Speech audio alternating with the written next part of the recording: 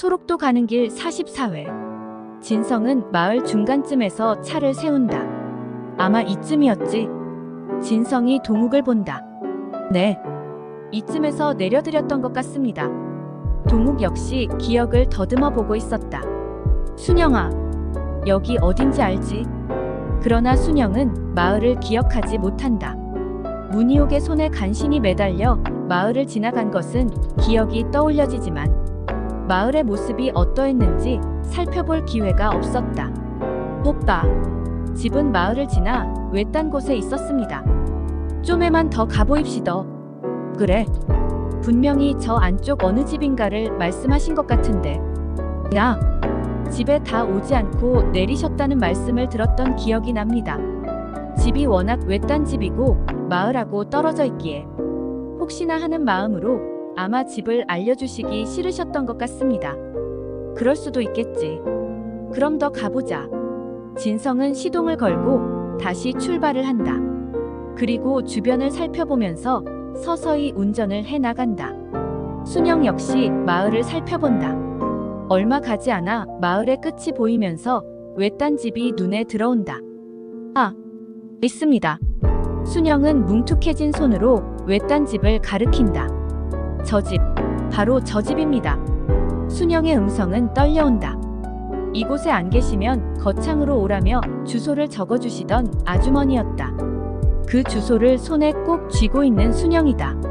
순영은 차가 집 앞에 당도하자 떨려오는 가슴을 진정시키기 위해 긴 호흡을 하며 잠시 눈을 감고 아주머니의 얼굴을 떠올려 본다. 모두들 그런 순영을 그저 바라볼 뿐이다. 그때 집에서 누군가 나와 차를 바라본다. 바로 문희옥이다. 문희옥은 마당에서 일을 하고 있다 차 소리를 듣고 나와 보는 것이다. 순영은 눈을 뜨고 문희옥을 바라본다. 아, 아지매. 순영은 차의 문을 열고 나간다. 아지매. 순영이 맞나? 순영이가 참말로 내를 찾아온 거인가? 아지매. 지가 순영입니다. 아지매가 맞지요? 순영은 뛰어가 문희옥의 가슴에 안긴다. 아지매. 오, 순영이구나. 정말 약속을 지켜 살아와 주었구나. 두 사람은 그렇게 한참 동안 기쁨의 재회를 한다. 순영의 눈에도 문희옥의 눈에도 하염없이 눈물이 흘러내리고 있었다. 문희옥은 순영의 얼굴을 만지며 확인하고 또 확인한다. 모두들 차에서 내려 그런 두 사람의 모습을 바라볼 뿐이다. 아지매, 이렇게 살아계셔서 참으로 고맙습니다. 혹시나 하는 마음으로 가슴을 졸이며 왔습니다. 고맙다. 늘 니를 생각하고 니를 기다리며 니가 살아서 이렇게 내를 찾아와 주기를 바라며 기다리고 있었다. 늦게 찾아와 미안합니다. 마음은 진즉에 오고 싶었지만 마음대로 세상에 나올 수 없는 몸이기에 늘 마음뿐이었습니다. 헌데 누구시더냐? 비로소 함께 온 사람들을 둘러보는 문희옥이다. 아지매, 어무이랑 오빠들입니다. 이 여인은 문희옥의 앞으로 가서 큰 절을 한다. 이기 무슨 일입니까? 어서 일나시소. 고맙습니다. 참말로 고맙습니다. 이 은혜를 무엇으로 다 갚아야 할지 모르겠습니다. 문희옥은 이 여인을 일으켜준다. 자, 그러지 말고 우리 어서 안으로 들어가입시다. 밖에서 이러고 있는 거이 아니지에. 문희옥은 이 여인의 손을 잡고 집 안으로 들어간다. 지성과 동욱은 준비해 가지고 온 것들을 가지고 문희옥의 뒤를 따라 함께 안으로 들어간다. 이 모든 것들은 다 뭐이냐? 아지매, 그저 조그만 마음의 정성으로 알고 받아주이소. 어떤 것이 필요하신 것인지 모르니 무작정 마음 가는 대로 준비했습니다. 시상해. 조금만 사가지고 올 거이지 이 많은 것을 사왔노. 우에든지 네 마음이 들어있는 것이니 받기는 고맙게 잘 받겠다. 우리 순영이가 살아서 이렇게 이런 좋은 것들도 사가지고 오니 내사 기둘린 보람도 있고 참말로 기쁘다. 문희옥은 환한 얼굴로 순영이 준비해가지고 온 것들을 받는다. 그리고 차를 준비하기 위해서 주방으로 들어간다. 순영이는 바로 문희옥의 뒤를 따라 들어간다. 아지매, 지가 하겠습니다. 순영은 문희옥이 하는 것을 말리고 찬물을 올린다. 차를 준비하면서 순영은 집안을 둘러본다. 하나도 달라진 것이 없이 옛날 그대로 있는 것을 보니 마음이 따뜻해져 오면서 포근한 느낌을 주고 있다. 문희옥은 순영이 차를 준비하자 손님들이 있는 거실로 나간다. 아주머니, 저희들을 알아보시겠습니까? 진성이 문희옥을 보며 말한다. 우찌댁들을 알겠소? 저희는 아주머니와 구면입니다. 문희옥은 무슨 말인가 하며 진성과 동욱을 바라본다. 20여 년 전 거창시장 앞에서 버스를 기다리셨던 것을 기억하시지요? 문희옥은 고개를 끄덕인다. 남편의 제사에 갔다 시장을 보고 돌아오는 길에 버스가 고장이 나서 어떤 승용차가 태워다 준 일을 기억하고 있다. 그것을 우예댁들이 아는겨.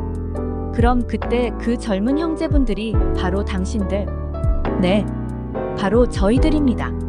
이 마을 중간에서 내려드렸던 기억이 납니다. 아, 그랬지. 바로 그랬어.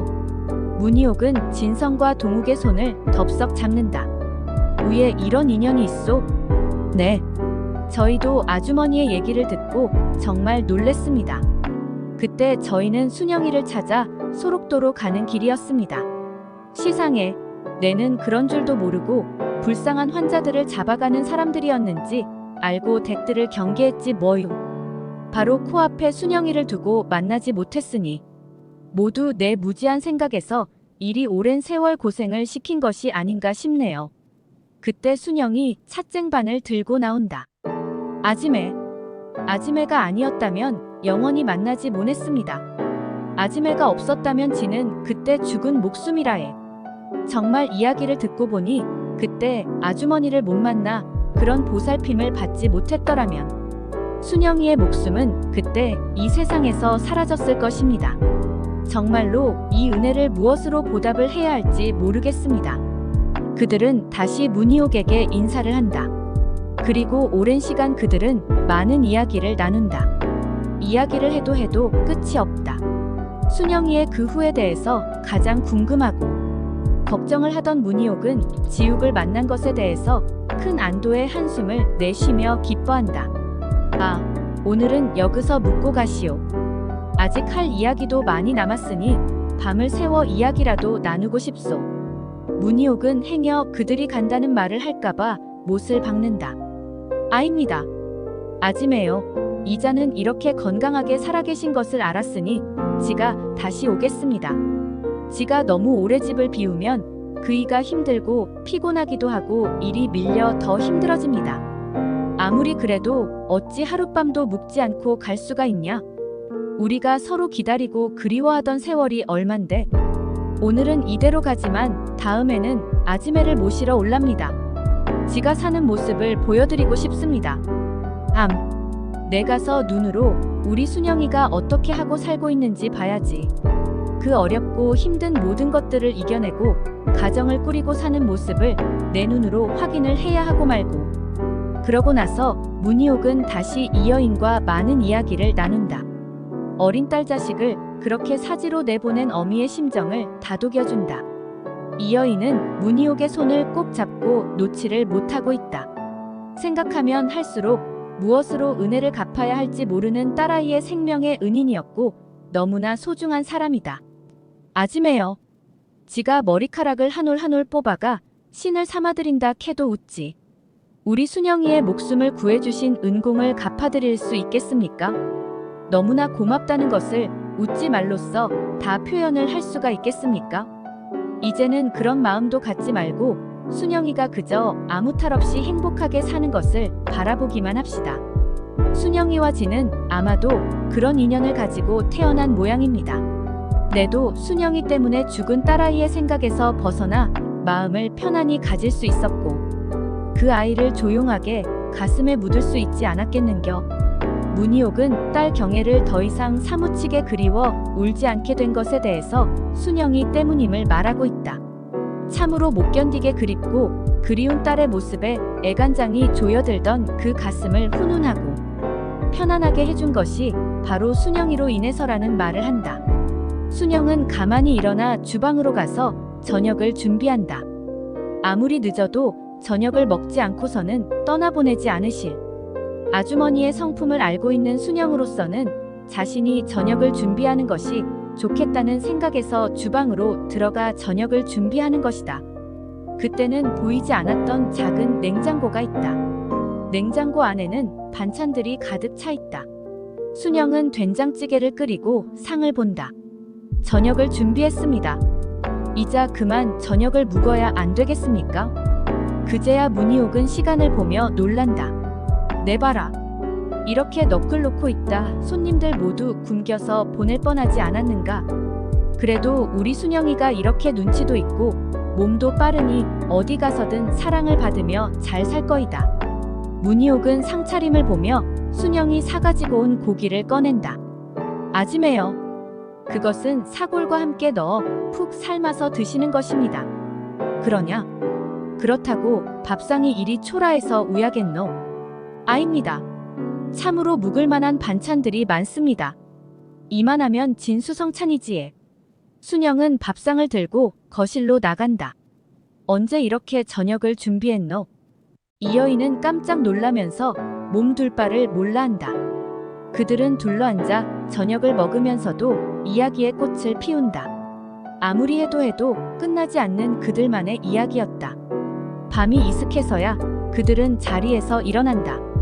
문희옥은 서운한 마음이지만 이제 순영이의 가정을 위해서 더 이상 잡지 못하고 떠나보내는 마음을 가진다. 문희옥은 순영의 두 손을 꼭 잡고 다시 눈물을 흘린다. 글 일향 이봉우 계속됩니다. 구독과 좋아요 눌러주세요.